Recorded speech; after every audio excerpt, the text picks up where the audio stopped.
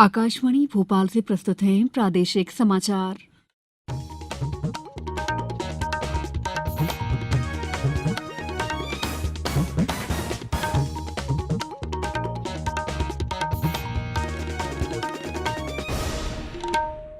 नमस्कार, समाचारों के साथ मैं दीपा सिंह। आज शिक्षक दिवस है। इस अवसर पर नई दिल्ली में आयोजित समारोह में राष्ट्रपति ने देश भर से चुने हुए 46 शिक्षकों को राष्ट्रीय पुरस्कार से सम्मानित किया। राष्ट्रपति द्रौपदी मुर्मू ने अपने संबोधन में कहा है कि मातृभाषा में शिक्षा विद्यार्थियों में प्रतिभा के विकास का आधार है और नई शिक्षा नीति 2020 में इस पर विशेष ध्यान दिया गया है। राष्ट्रपति ने कहा है कि शिक्षक केवल विषयों का ही अध्ययन नहीं कराते, बल्कि वे विद्यार्थियों को जीवन में विभिन्न चुनौतियों का सामना करना भी सिखाते हैं। शिक्षा मंत्रालय हर वर्ष देश भर से चुने हुए सर्वश्रेष्ठ शिक्षकों को राष्ट्रीय पुरस्कार से सम्मानित करने के लिए समारोह का आयोजन करता है। राष्ट्रीय पुरस्कारों का उद्देश्य देश में शिक्षकों के विशेष योगदान का जश्न मनाना और उन्हें सम्मानित करना है।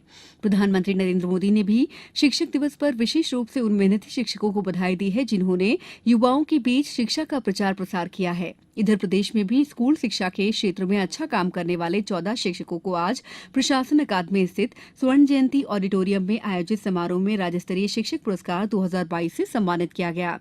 इनमें प्राथमिक श्रेणी में 8 और माध्यमिक श्रेणी में 6 शिक्षक शामिल हैं।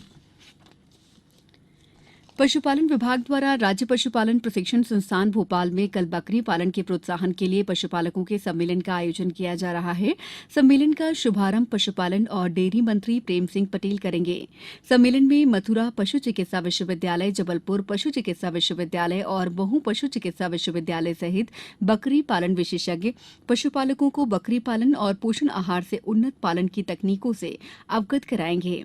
सम्मेलन में प्रदेश से लगभग 300 पशुपालक, उद्यमी और संबंधित व्यवसायी भाग लेंगे। राज्य निर्वाचन आयोग द्वारा 1 अक्टूबर को अंतर्राष्ट्रीय वृद्धजन दिवस के अवसर पर प्रदेश के 100 साल या उससे अधिक के वरिष्ठ मतदाताओं को सम्मानित करने के लिए कार्यक्रम आयोजित किया जाएगा।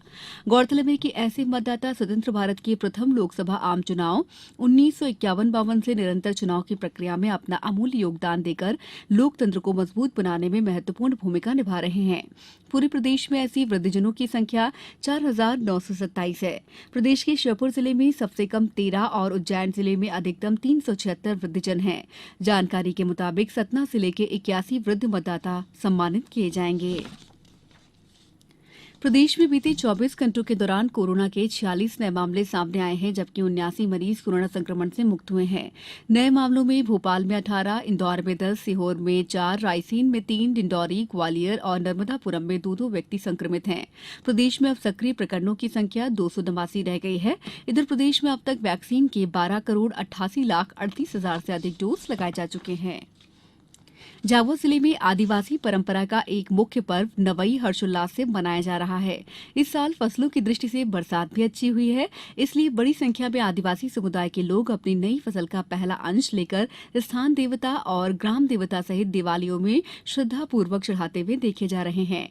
आदिवासी परंपरा में नई फसल आने के बाद ये पर्व मनाया जाता है, जिसके अंतर्गत अपनी नई फसल को सर्वप्रथम देवालय पर और ग्राम देवता को भेंट चढ़ाई जाती है।